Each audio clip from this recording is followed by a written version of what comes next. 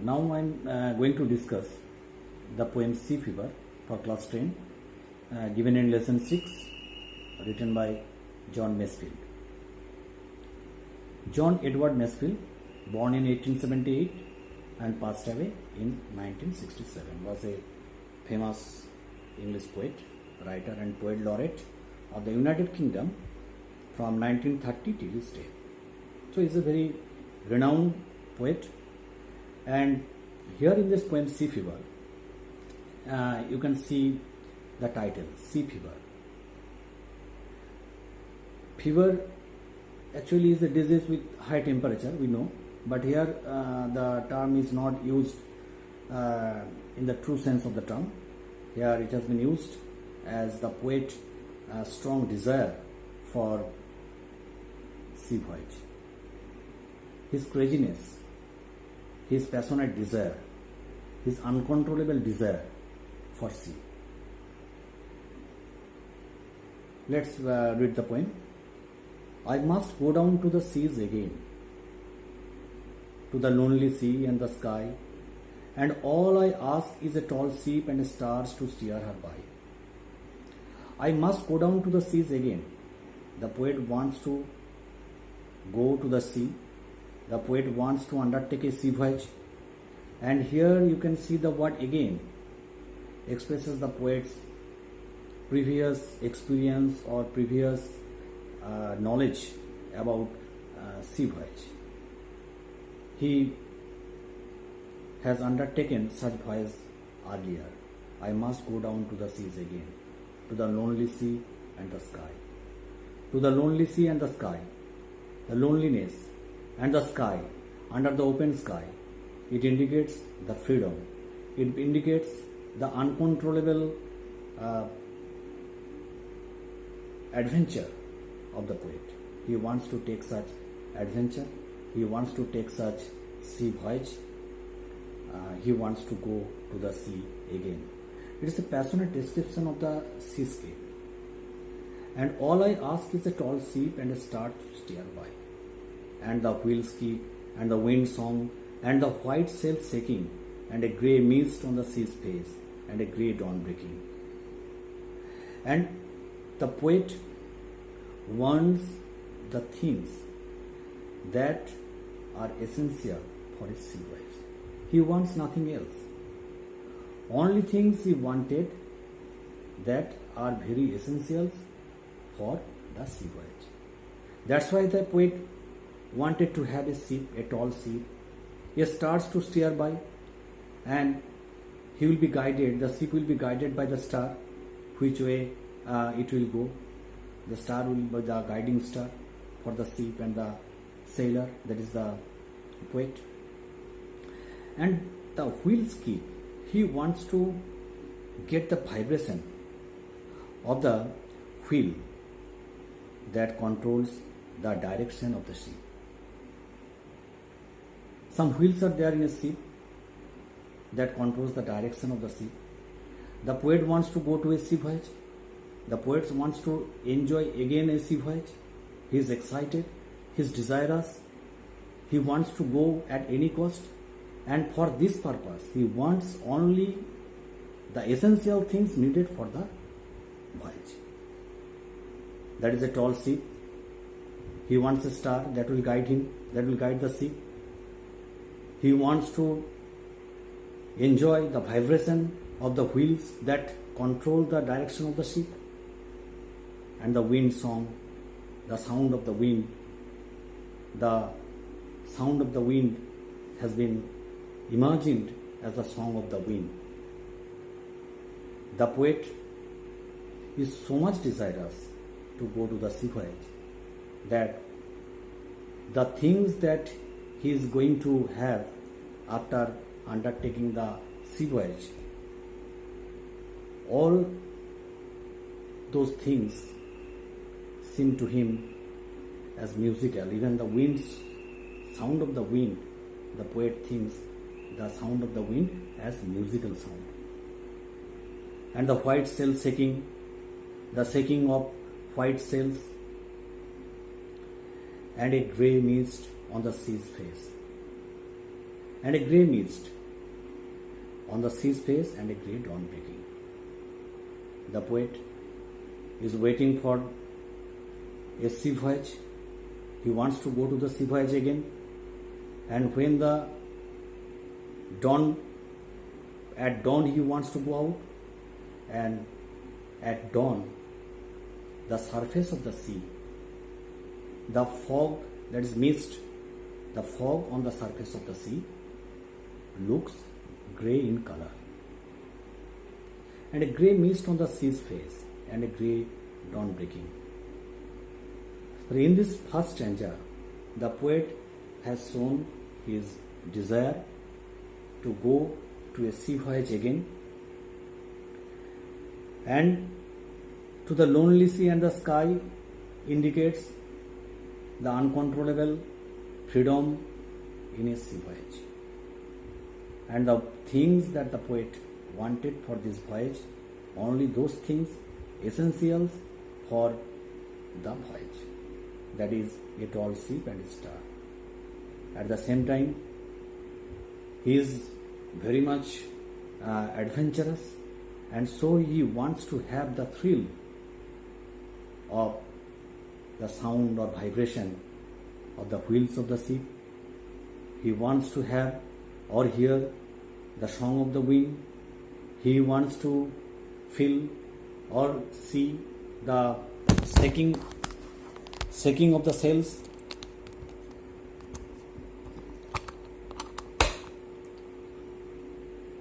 In the second stanza, the poet starts with same desire, same passionate desire. I must go down to the seas again.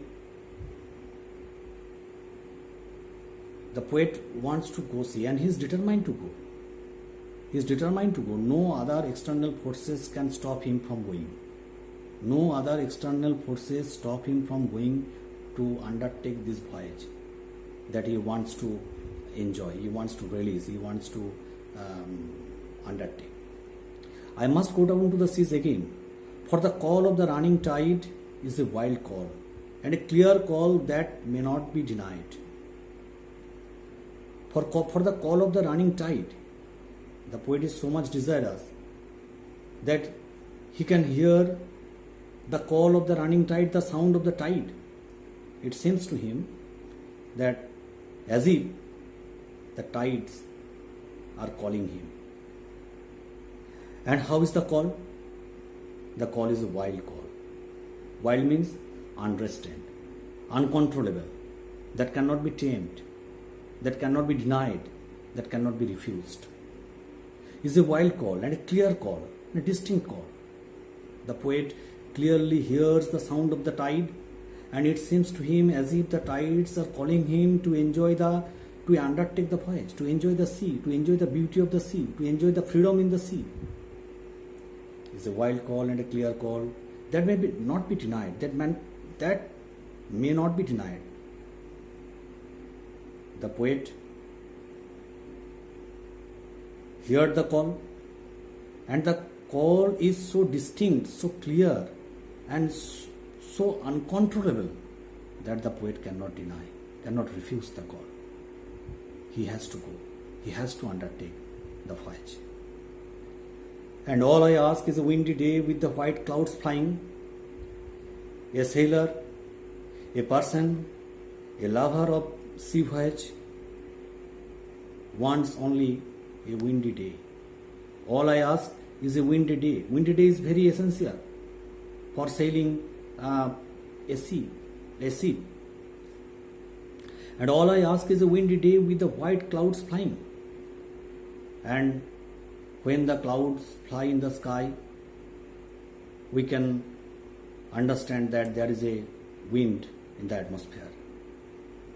All I ask is a windy day with the white clouds flying. Clouds will fly in the sky, and the poet wants a day with full of wind that will help the ship to move forward. That will help the ship to move forward. That's why a sailor always wants windy day. And the flung spray and the blown spume and the seagulls crying, and the flung spray the past participle form of fling, and the flung spray thrown in a violent manner.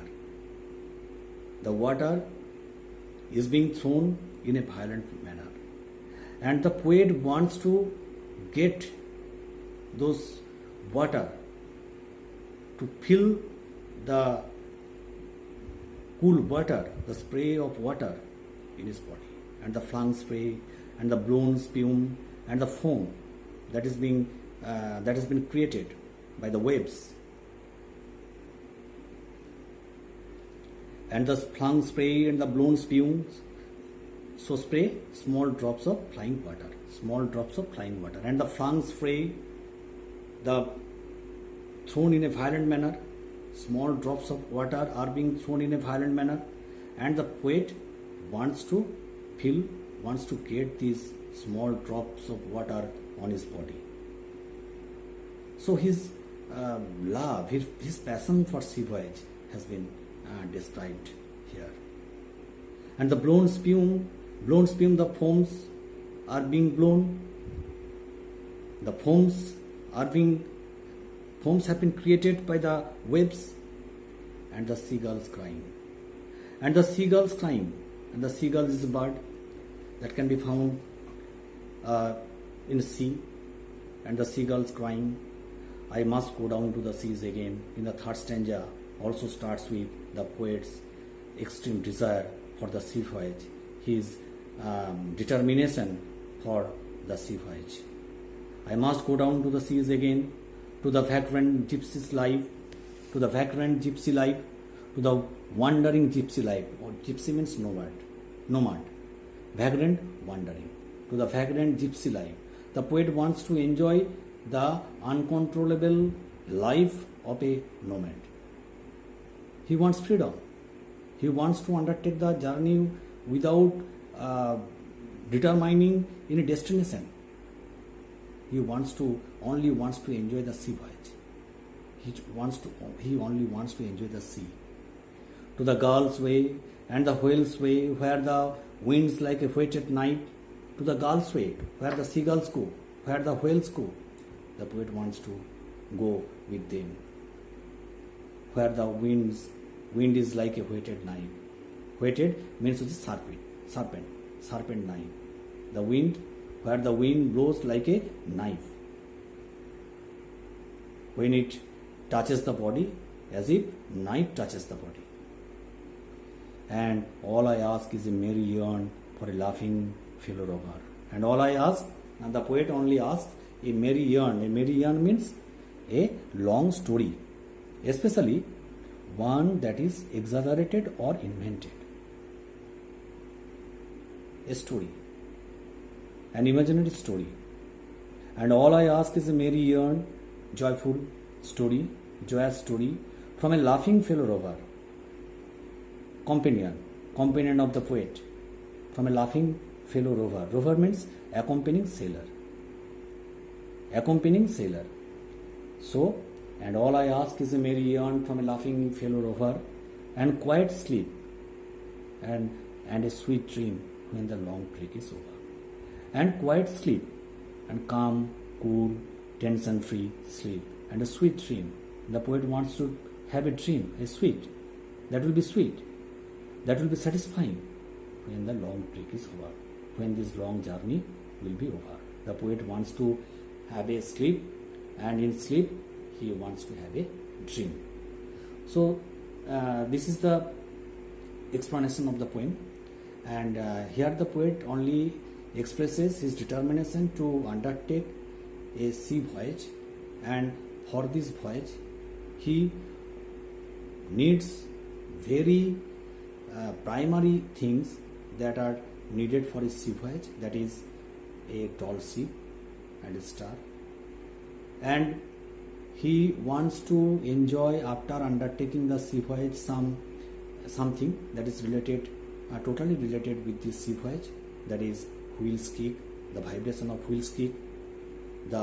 He wants to hear the wind song. He wants to see the white sail shaking. And a grey mist on the sea's face, and a grey dawn breaking.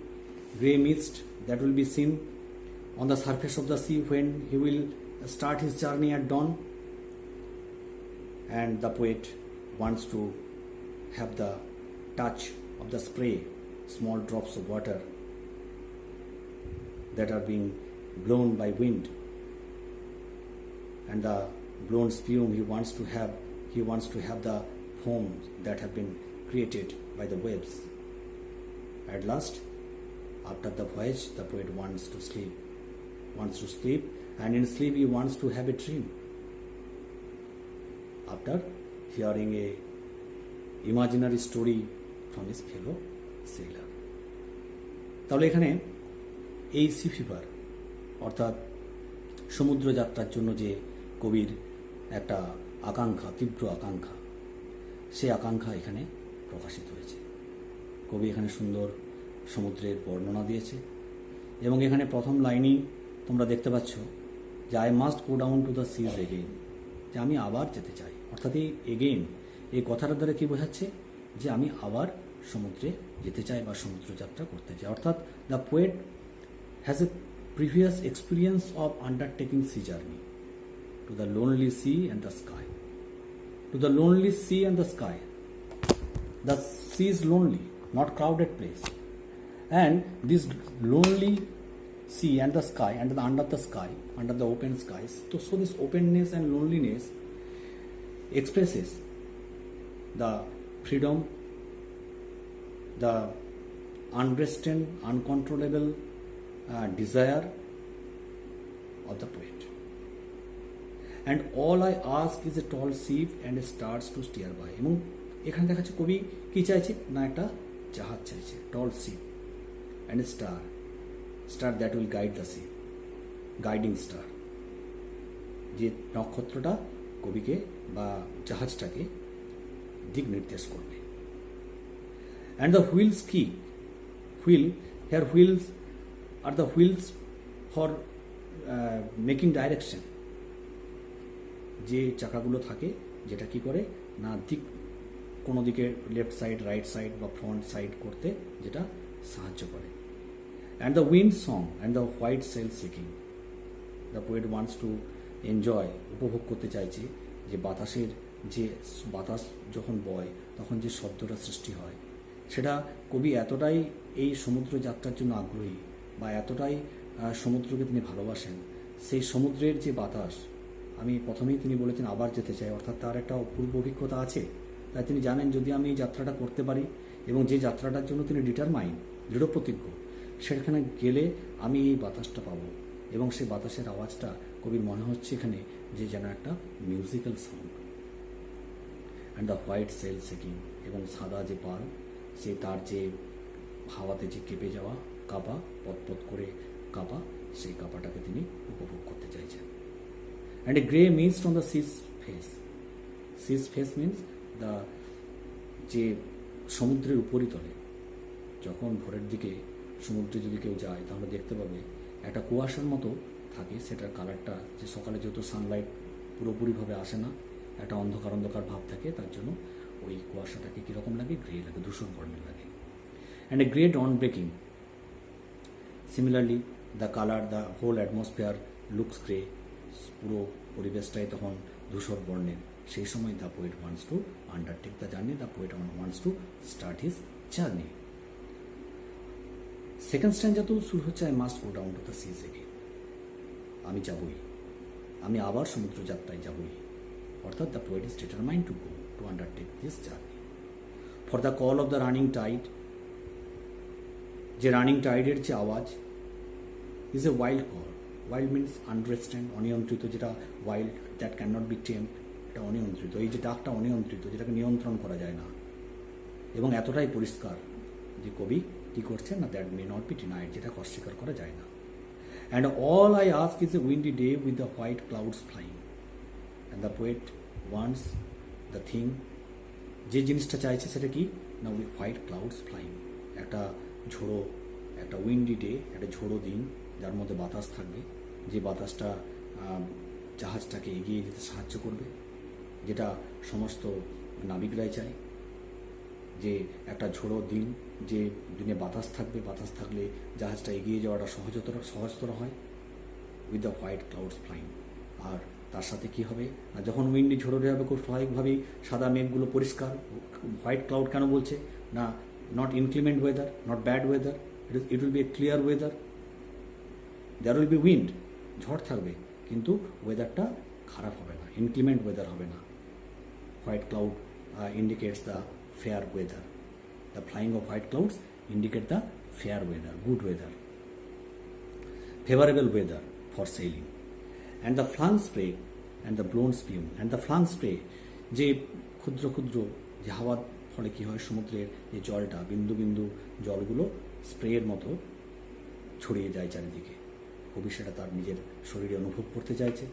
And the blown স্পিউম, এবং blown উড়ে যায় বাতাসে, যে ঢেউয়ের ফলে যে জোয়ার যে ঢেউ সমুদ্রে হয়, সেই ঢেউগুলোর ফলে তৈরি হয় কিছু ফোমের মতো জিনিস, সেই ফোমগুলো কি হয় না বাতাসে উড়ে আসে, কবি সেটাকে অনুভব করতে চাইছে, দেখতে চাইছে, গায়ে স্পর্শ পেতে চাইছে।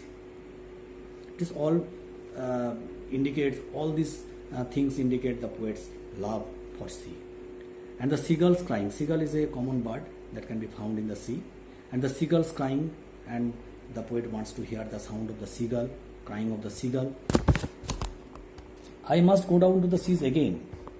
থার্ড স্ট্যান্ডাতেও সে একইভাবে শুরু, যে আমি আবার যেতে চাই সমুদ্রে, to the vagrant gypsies life, to the vagrant gypsy life, and you wants to enjoy, কী করতে যাচ্ছে কীরকম না, ভ্যাগ্রেন্ট জিপসি লাইফ। ভ্যাগ্রেন্ট হচ্ছে কি, ভ্যাগ্রেন্ট ওয়ান্ডারিং, জিপসি যাযাবর, যার কোনো ডেস্টিনেশন থাকে না, হু হ্যাজ নো ডেস্টিনেশন, যার কোনো গন্তব্য থাকে না, যে স্বাধীনভাবে ঘুরে বেড়ায়। To the gull's way and the whale's way, to the gull seagull's way, seagull যেদিকে গেছে, হোয়েলস ওয়ে যেদিকে হোয়েল গেছে, where the wind's like a whetted knife, যেখানে বাতাস অনেকটা ধারালো ছুরির মতো, সেখানে আমি যেতে চাই। It's so adventurous, so desire us to enjoy the sea.